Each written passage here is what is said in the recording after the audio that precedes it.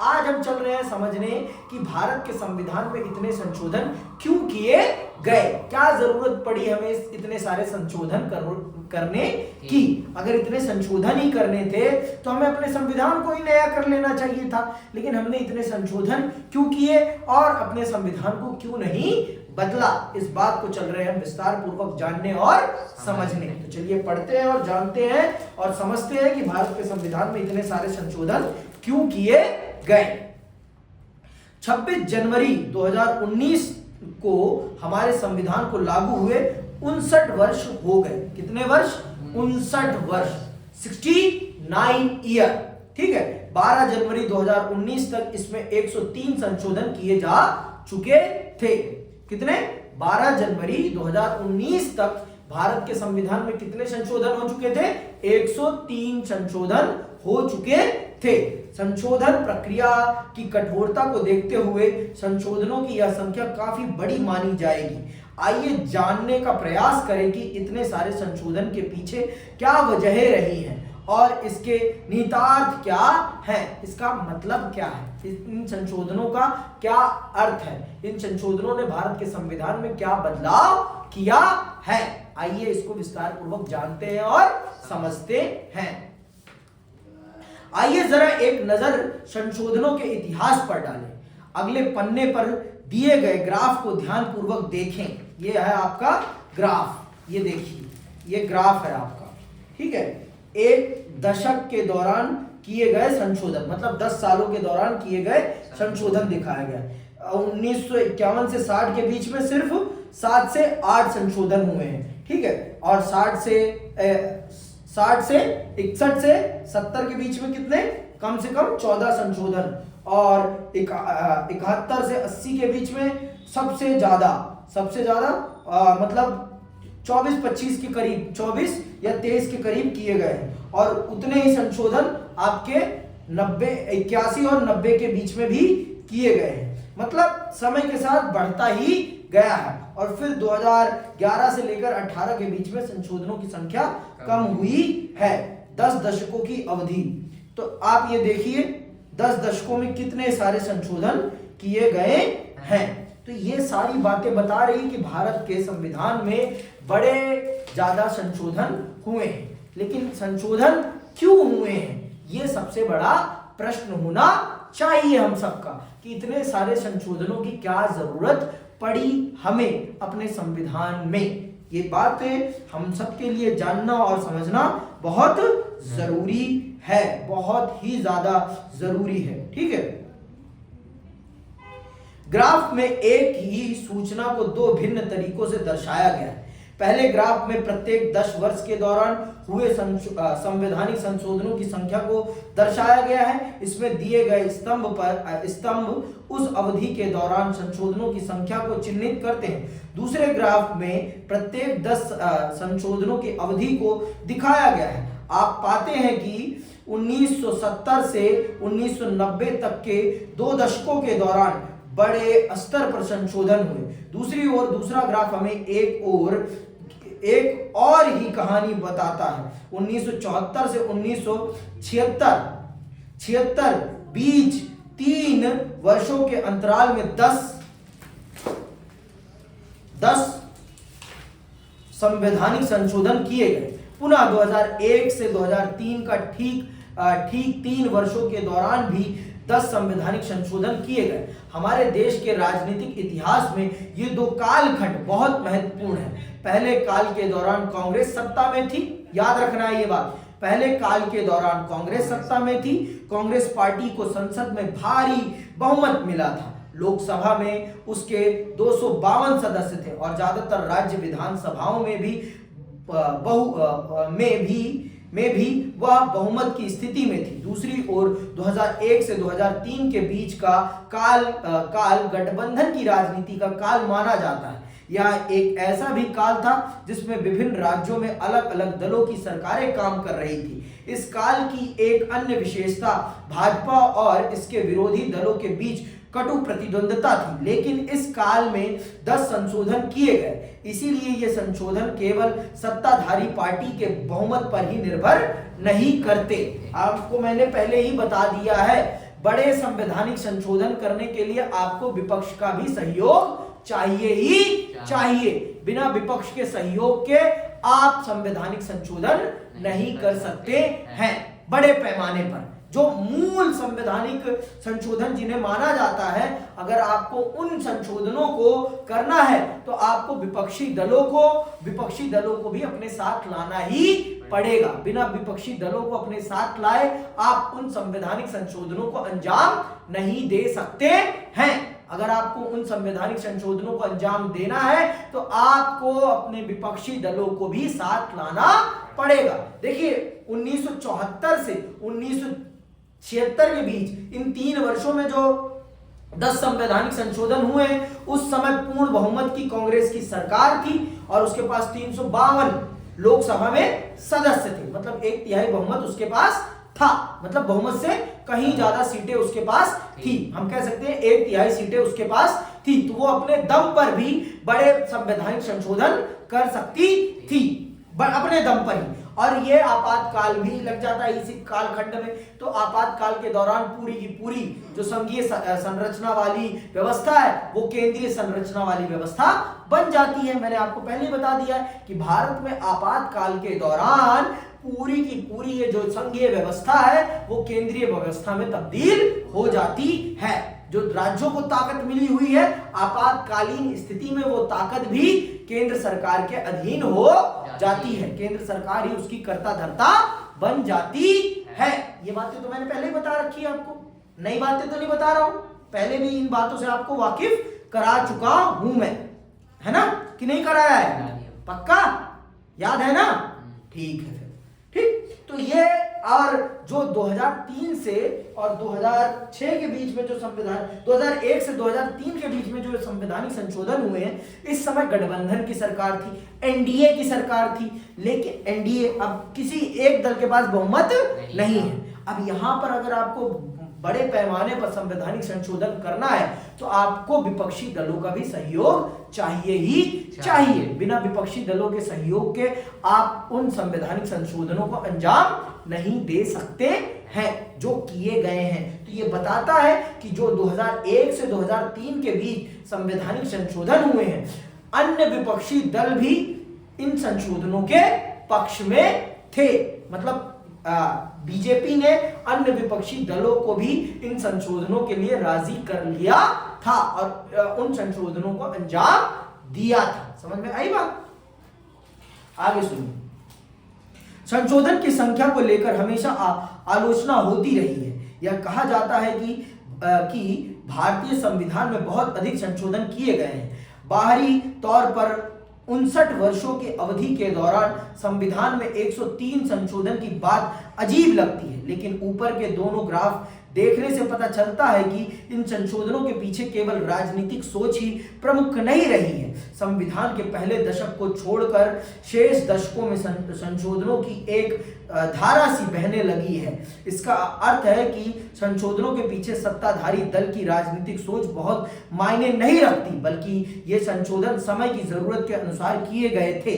क्या इसके पीछे मूल संविधान की कमजोरियां भी काम कर रही या संविधान की बहुत लचीला है? देखो भाई, ये तो मैं नहीं कहूंगा कि भारत का संविधान बहुत ज्यादा लचीला है ना। भारत का संविधान भारत की जरूरत के हिसाब से बनाया गया है और भारत की जरूरतों को पूरा करने के लिए भारत के संविधान में संशोधन करने की शक्ति संविधान ने स्वयं दी है। तो हम ये नहीं कह सकते कि भारत का संविधान बहुत ज्यादा लचीला है या फिर भारत का संविधान भारत की जनता की आकांक्षाओं की पूर्ति नहीं करता। पूर्ति वो पूरी तरीके से करता है और इस बात का भी ध्यान रखता है कि भारत की जनता को किसी भी प्रकार की तकलीफ ना हो, भारत की जनता अपने अधिकारों को पूर्ण तौर पर प्राप्त करती रहे। इस चीज को ध्यान में रखते हुए भारत के संविधान में ये संशोधन किए गए हैं। इस चीज को ध्यान में रखते हुए, मैं फिर से शब्द प्रयोग करूं, इस चीज को ध्यान में रखते हुए ये संशोधन किए गए हैं और समय की जरूरत को ध्यान में रखते हुए ये संशोधन किए गए हैं। देखिए, सत्ताधारी दल की राजनीतिक महत्वाकांक्षाएं भी मैटर करती हैं, लेकिन पूरी तरीके से मैटर नहीं करती। आपको अगर बड़े पैमाने पर संवैधानिक संशोधन करना है तो आपको विपक्षी दलों का भी साथ चाहिए ही चाहिए। बिना विपक्षी दलों के सहयोग के आप इन बड़े संवैधानिक संशोधनों को अंजाम नहीं दे सकते हैं। अगर आपको बड़े संवैधानिक संशोधन करने हैं तो आपको दूसरे अन्य विपक्षी दलों का भी सहयोग चाहिए ही चाहिए। बिना अन्य विपक्षी दलों के सहयोग के आप इन कामों को अंजाम नहीं दे सकते। इस बात को समझिए पीयूष बाबू, अगर आपको बड़े पैमाने पर संवैधानिक संशोधन करना है तो आपको विपक्षी दलों, आज की स्थिति में, मैं 1974 से 76 की स्थिति की बात नहीं कर रहा हूं, क्योंकि उस समय कांग्रेस बहुत डोमिनेटिंग पावर में थी, बहुत ही ज्यादा डोमिनेटिंग पावर में थी। लेकिन आज की कंडीशन में अगर आपको संवैधानिक संशोधन करना है एट ए टाइम, तो बिना विपक्ष के सहयोग के आप वो काम नहीं कर सकते हैं। जैसे कि वन नेशन वन इलेक्शन के मामले में केंद्र सरकार को उस विषय को जेपीसी के हवाले करना ही पड़ा, ज्वाइंट पार्लियामेंट्री के पास भेजना ही पड़ा। अब ज्वाइंट पार्लियामेंट्री डिसाइड करेगी कि ये विधेयक आएगा संसद में या नहीं। वो जब तक चर्चा मशवरा नहीं कर लेते तब तक अब उस पर डिस्कशन नहीं होगा भारत की संसद में। और 2 बार प्रयास किया केंद्र सरकार ने उस बिल को पास कराने का लोकसभा में, लेकिन वो पास नहीं हुआ, वो पास नहीं हुआ। और वो विशेष बहुमत से पास होगा, दोनों में सेपरेटली, लोकसभा में भी और राज्यसभा में भी, दोनों में सेपरेटली। उसके लिए ज्वाइंट बैठक नहीं बुलाई जा सकती। कल हमने पढ़ा ना ये बात कि कोई भी संवैधानिक संशोधन, कोई भी बड़ा संवैधानिक संशोधन, दो संवैधानिक संशोधन के मामले में लोकसभा की शक्ति और राज्यसभा की शक्ति, दोनों की शक्ति एक बराबर है और दोनों ही सदनों से विशेष बहुमत के साथ पास होना चाहिए बिल। जब तक विशेष बहुमत के साथ बिल पास नहीं होगा तब तक वो संशोधन कदापि स्वीकार नहीं किया जाएगा। ठीक है, ये बात समझ ली थी हमने।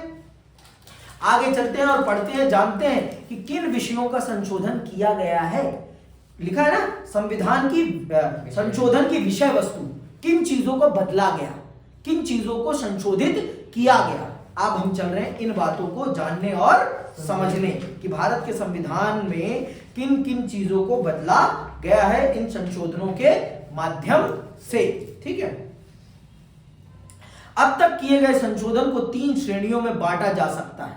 पहली श्रेणी में वे संशोधन शामिल किए गए हैं जो तकनीकी या प्रशासनिक प्रकृति के हैं और ये संविधान के मूल उपबंधों को स्पष्ट बनाने, उनकी व्याख्या करने तथा छुट-पुट संशोधन से संबंधित है। उन्हें केवल सिर्फ तकनीकी भाषा में संशोधन कहा जा सकता है। वास्तव में वे इन उपबंधों में कोई विशेष बदलाव नहीं करते। ठीक है, उच्च न्यायालय के न्यायाधीशों की सेवानिवृत्ति की आयु सीमा को 60 वर्ष से बढ़ाकर 62 वर्ष 15वां संशोधन करना और इस प्रकार सर्वोच्च न्यायालय के न्यायाधीशों का वेतन बढ़ाने संबंधी संशोधन 54वां संशोधन इसी बात के उदाहरण है। एक अन्य उदाहरण के रूप में हम विधायिकाओं में अनुसूचित जाति और अनुसूचित जनजाति के लिए सीटों के आरक्षण संबंधी उपबंधों को ले सकते हैं। मूल उपबंध में आरक्षण की बात 10 वर्ष की अवधि के लिए कही गई थी, किंतु इन वर्गों को उचित प्रतिनिधित्व देने के लिए इस अवधि को प्रत्येक 10 वर्ष की समाप्ति पर एक संशोधन द्वारा आगामी 10 वर्ष के लिए बढ़ाना आवश्यक समझा गया। इस संबंध में अब तक 6 संशोधन किए जा चुके हैं, परंतु इन संशोधनों से मूल उपबंधों में कोई अंतर नहीं आया है। इस प्रकार हम कह सकते हैं कि ये केवल तकनीकी संशोधन हैं। मतलब ऐसे भी संशोधन है जो सिर्फ शब्दों को ठीक करने वाले संशोधन हैं, कोई उनमें बड़ा चेंज नहीं किया गया है। तो जैसे कि विधायिका और लोकसभा में अनुसूचित जाति और अनुसूचित जनजाति के लिए सीटों के आरक्षण वाला जो विषय है उसमें 10-10 वर्ष का बढ़ाना, हर बार बढ़ाना होता है 10 वर्ष के लिए। अगर संसद को लगता है कि अभी भी अनुसूचित जाति और अनुसूचित जनजाति के लोगों को अभी भी राजनीतिक प्रतिनिधित्व नहीं मिल पाया है तो वो उसे बढ़ा सकते हैं, तो बढ़ाया गया है। और इसको बढ़ाने के लिए 6 बार भारत के संविधान में संशोधन किया जा चुका है। तो क्या हम इसे संशोधन कह सकते हैं? कदापि नहीं। ये कोई इसे हम उस तरह टेक्निकली तो ये भी एक संशोधन है, लेकिन इससे कोई मेजर चेंज नहीं हो रहा है भारत के संविधान में कि हो गया कुछ चेंज, कुछ भी नहीं हुआ, सिर्फ शब्दों को बदला गया है, बस शब्दों को बदला गया है कि हाँ आगे और 10 वर्षों के लिए बढ़ाया जा रहा है आरक्षण को, बस इसके अलावा क्या बदला है? कुछ नहीं बदला। भारत के संविधान की आत्मा तो नहीं बदली ना, मैंने आपको पहले बताया आत्मा और वस्त्र और आत्मा में अंतर है, चित्र और चरित्र में अंतर है, चित्र बदला है, चरित्र नहीं बदला है, ठीक है। क्या आपको राष्ट्रपति के पद से संबंधित चर्चा याद है? मूल संविधान में यह माना गया था कि हमारी संसदीय व्यवस्था में राष्ट्रपति सामान्यतः मंत्री परिषद की सलाह के अनुसार कार्य करेगा। इस संबंध में बाद में एक संशोधन किया गया और अनुच्छेद 74(1) में यह स्पष्ट कर दिया गया कि मंत्री परिषद की सलाह राष्ट्रपति के लिए बाध्यकारी होगी। क्या इस संशोधन में वास्तव में कोई अंतर पड़ा है? इसे स्थापित परंपरा की निरंतरता के रूप में देखा जा सकता है, अर्थात इस संशोधन में केवल संवैधानिक उपबंधों की व्याख्या भर की गई है। तो देख लो आप, क्या इसमें कुछ बदल गया? कुछ नहीं बदला, थोड़ा सा स्पष्टीकरण और कर दिया गया है, डिफाइन ज्यादा कर दिया गया है, बेहतरीन तरीके से उसको डिफाइन बढ़िया तरीके से कर दिया गया है। तो इससे यह आप नहीं कह सकते कि ये कोई संवैधानिक संशोधन है, इससे संविधान में कोई मूल बदलाव आ गया है, ये कदापि कोई मूल बदलाव नहीं है। इसके माध्यम से भारत के संविधान में कोई मूल बदलाव नहीं किया गया है कि किया गया है भाई? नहीं किया गया है। साफ और स्पष्ट तरीके से हमें पता चल रहा है कि भारत के संविधान में कोई मूल बदलाव नहीं किया गया है। व्याख्याएं, विभिन्न दृष्टिकोण। संविधान की व्याख्या को लेकर न्यायपालिका और सरकार के बीच अक्सर मतभेद पैदा होते रहे हैं। संविधान के अनेक संशोधन इन्हीं मतभेदों की उपज के रूप में देखे जा सकते हैं। इस तरह के टकराव पैदा होने पर संसद को संशोधन का सहारा लेकर संविधान की किसी एक व्याख्या को प्रामाणिक सिद्ध करना पड़ता है। प्रजातंत्र में विभिन्न संस्थाएं संविधान और अपनी शक्तियों की अपने अपने तरीके से व्याख्या करती हैं। यह लोकतांत्रिक व्यवस्था का एक अहम लक्षण है। कई बार संसद इन न्यायिक व्याख्याओं से सहमत नहीं होती और उसे न्यायपालिका के नियमों को नियंत्रित करने के लिए संविधान में संशोधन करना पड़ता है। 1970 से 1975 के दौरान ऐसी अनेक परिस्थितियां पैदा हुई। मैंने आपको पहले ही बता रखा है कि भारत के संविधान की व्याख्या करने का अधिकार किसके पास है? सर्वोच्च न्यायालय के पास है। लेकिन कभी कभी सत्ता में बैठी सरकार को न्यायपालिका के द्वारा की गई व्याख्या पसंद नहीं आती। कभी कभी न्यायपालिका के द्वारा की गई व्याख्या पसंद नहीं आती कि जो आप कह रहे हैं ये हमारे लिए सूट नहीं कर रहा, तो फिर संसद क्या तरीका अपनाती है? संसद फिर संविधान में संशोधन का तरीका अपनाती है और उस चीज को ही बदल डालती है। मैंने पहले बता दिया आपको कि भारत के संविधान में संशोधन करने की शक्ति सिर्फ किसके पास है? किसके पास है? संसद के पास है। थप्पड़ मारूंगा। सर्वोच्च न्यायालय के पास सिर्फ क्या है? सर्वोच्च न्यायालय के पास है सिर्फ उसकी व्याख्या करने का अधिकार। क्या लिखा है, इसका क्या मतलब होगा, यह बताने का अधिकार सर्वोच्च न्यायालय का है। लेकिन संशोधन करने की शक्ति किसके पास है? संसद के पास है। तो जब संसद को लगता है कि सर्वोच्च न्यायालय जो व्याख्या कर रहा है वो उसके अकॉर्डिंग नहीं है, वो उसके लॉ मेकिंग में, मतलब वो कोई कानून बना रही है, उस कानून के खिलाफ चला जाएगा, तो वो क्या करती है? वो संविधान में संशोधन करके अपने लॉ के अकॉर्डिंग संविधान की व्याख्या कर देती है। समझ में आई बात? तो चाह कर भी सर्वोच्च न्यायालय उनके खिलाफ कुछ नहीं कर पाता। समझ में आई बात? तो ये है। तो 1970 से 1975 के दौरान भारत में ऐसा बहुत बार होता है कि सरकार कुछ करती है तो सर्वोच्च न्यायालय उसके खिलाफ खड़ा हो जाता है। जैसे कि केशवानंद भारती केस, नाम सुना है? केशवानंद भारती केस, जब न्यायालय वाला पढ़ा रहा था तो बताया था ये वाला केस मैंने, याद तो होगा नहीं? वैसे सारों का थप्पड़ झूठ बोल रहे हो साहब साहब। न्यायपालिका तथा अधिकारों से संबंधित अध्याय में आप संसद तथा न्यायपालिका के बीच उठने वाले विवादों के बारे में पहले ही पढ़ चुके हैं। इस संबंध में हम 3 दृष्टांतों का उल्लेख कर सकते हैं। मौलिक अधिकारों और नीति निर्देशक सिद्धांतों को लेकर संसद और न्यायपालिका के बीच अक्सर मतभेद पैदा होते रहे हैं। इसी प्रकार निजी संपत्ति के अधिकार के दायरे तथा संविधान में संशोधन के अधिकार की सीमा को लेकर भी दोनों के बीच विवाद हुआ है। ये देखो, निजी संपत्ति के अधिकार के दायरे तथा संविधान में संशोधन के अधिकार की सीमा को लेकर भी दोनों के बीच विवाद हुआ है। किसके बीच? किन दोनों के बीच में? संसद और न्यायपालिका के बीच में। यही है केशवानंद भारती केस। ये वाला जो केस है निजी संपत्ति और संसद के बीच में टकराव वाला, यही है केशवानंद भारती। 1970 से 1975 के काल में संसद ने न्यायपालिका की प्रतिकूल व्याख्या को नियंत्रित करते हुए बार बार संशोधन किए। यहाँ यह याद रखना जरूरी होगा कि इस दौर में भारतीय राजनीति में अनेक महत्वपूर्ण घटनाएं घटी। इसीलिए हमारा संवैधानिक इतिहास पूरे तौर पर इस काल की राजनीति के संदर्भ में ही समझा जा सकता है। अगले वर्ष स्वतंत्र भारत के राजनीतिक इतिहास का अध्ययन करते समय आपको इस बारे में और जानकारी मिलेगी। जब आप 12वीं क्लास में आएंगे और भारतीय राजनीति पढ़ेंगे तो आपको इन चीजों के बारे में और विस्तार से पता चल पाएगा। ठीक है। राजनीतिक आम सहमति के माध्यम से संशोधन।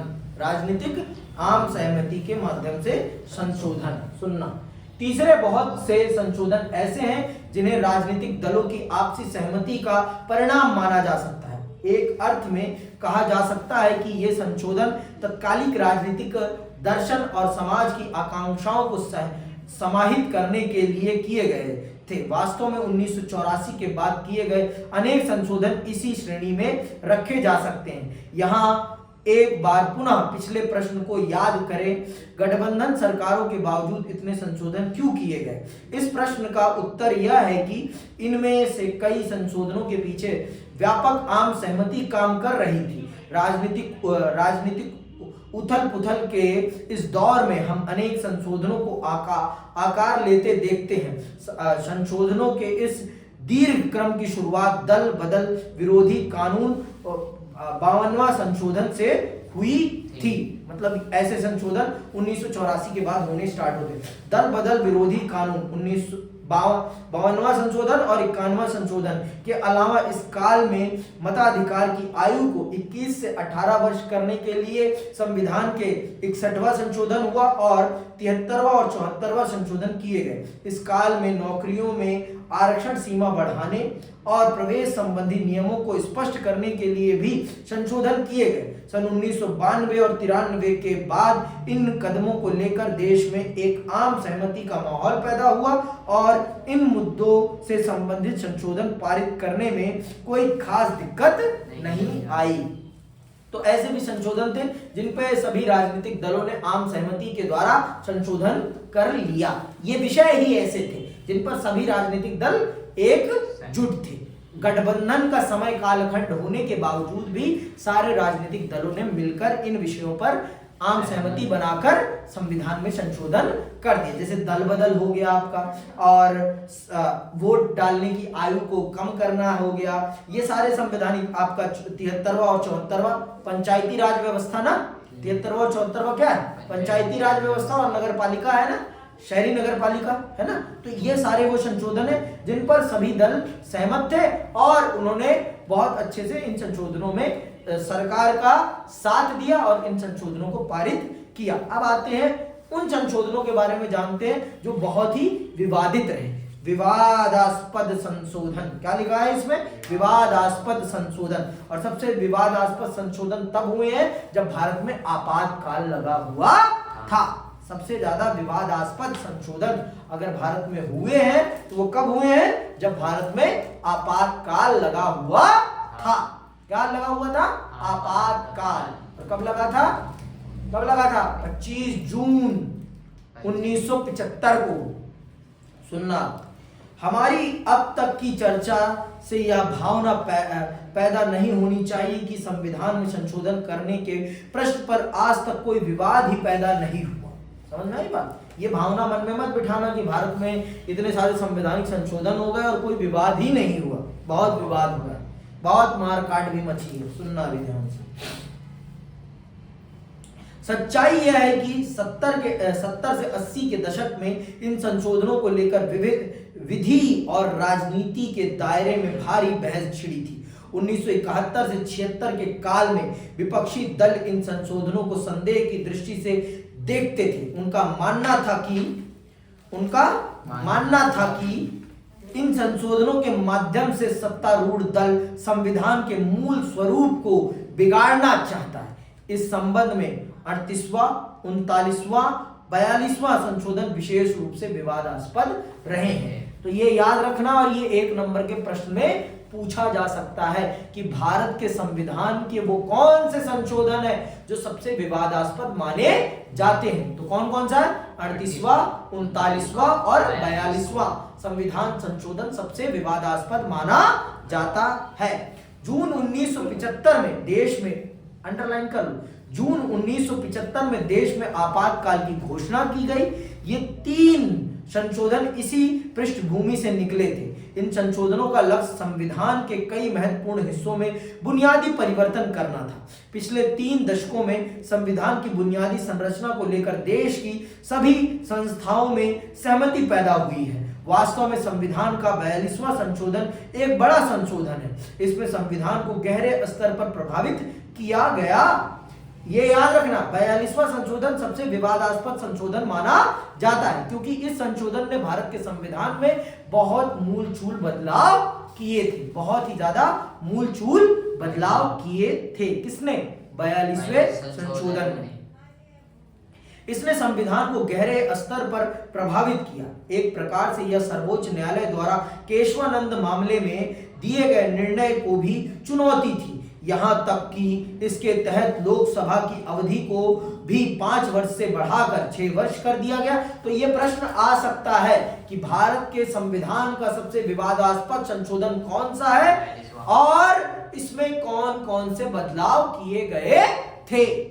ये आ सकता है, तो ये याद रखना है कि कौन कौन से बदलाव किए गए हैं। तो इस संशोधन में यहां तक कि इसके तहत लोकसभा की अवधि को भी 5 वर्ष से बढ़ाकर 6 वर्ष कर दिया गया था। मतलब हमारे देश में 5 साल की है ना व्यवस्था कि कोई भी चुना जाएगा तो कितने साल के लिए? 5 साल के लिए। तो इसमें लोकसभा के कार्यकाल को 1 साल और बढ़ा दिया गया था कि 5 साल नहीं, अब 6 साल के लिए चुना जाएगा।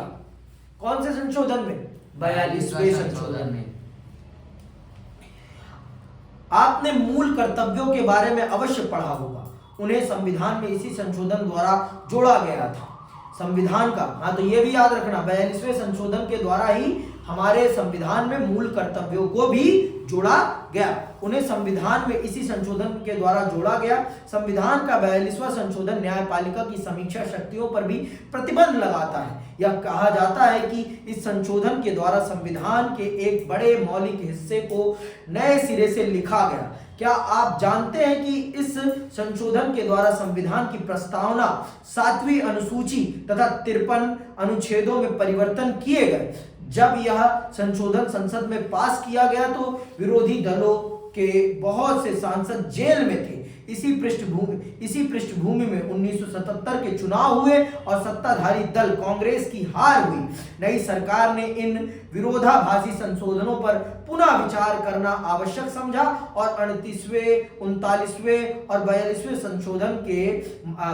संशोधन के माध्यम से जो परिवर्तन किए गए थे उनमें से अधिकांश को 43वें और 44वें संशोधन के द्वारा निरस्त कर दिया।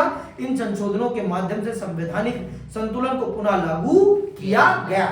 तो जो संविधान का 43वां और 44वां संविधान संशोधन है उसने 38वें, 39वें और 42वें संविधान संशोधन में जो गलत संशोधन किए गए थे उनको बदला था।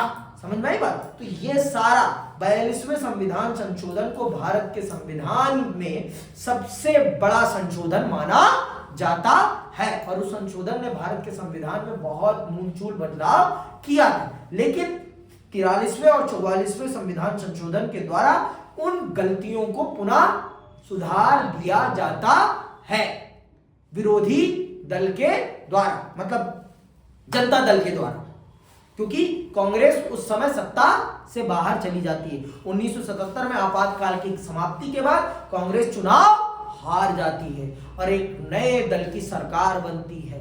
कौन से दल की? जनता दल की, जनता पार्टी की सरकार बनती है। ठीक है, किसकी बनती है? जनता पार्टी की। और मोरारजी देसाई देश के प्रधानमंत्री बनते हैं। कौन बनते हैं? मोरारजी देसाई। और फिर जो भी इंदिरा गांधी ने आपातकाल में गलतियां करी थी, उन गलतियों को सुधारने का काम वो करते हैं। ठीक है, 43वें और 44वें संविधान संशोधन के द्वारा।